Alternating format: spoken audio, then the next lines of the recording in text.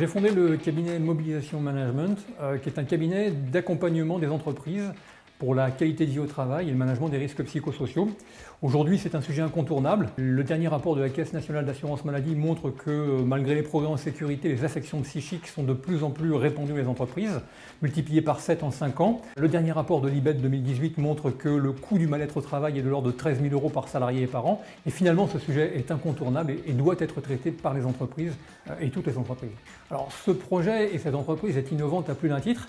D'abord par son système de management, puisque ce qu'on trouve sur le marché très régulièrement, c'est plutôt une démarche descendante, c'est-à-dire qu'une DRH, une direction, un groupe de travail, incluant éventuellement des partenaires sociaux, vont décider d'une consultation des salariés sur leurs ressentis, une barométrie sociale, des enquêtes de satisfaction des salariés, et puis de cette consultation ponctuelle, naîtra un plan d'action lui aussi ponctuel et global. Là, ce qu'on décide de mettre en place, ce qu'on propose de mettre en place aux entreprises, c'est un contexte et une méthode pour en permanence interroger par les salariés eux-mêmes avec le management local, les contenus de travail et les conditions d'emploi qui sont dégradés, qui sont améliorables. Donc soit des empêchements, soit finalement des améliorations vues par les salariés eux-mêmes. L'interface graphique de cette application est très simple.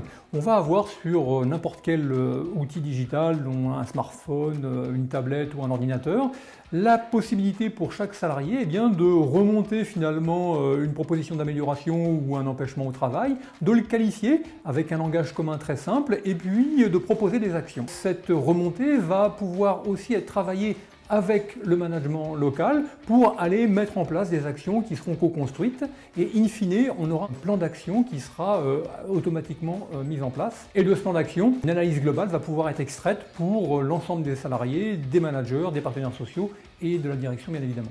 L'application permet déjà pas mal d'options en fonction du niveau de maturité de l'entreprise qu'on peut mettre en place, mais des options sont encore à l'étude. L'application déjà est disponible en français et en anglais, d'autres langues sont à venir.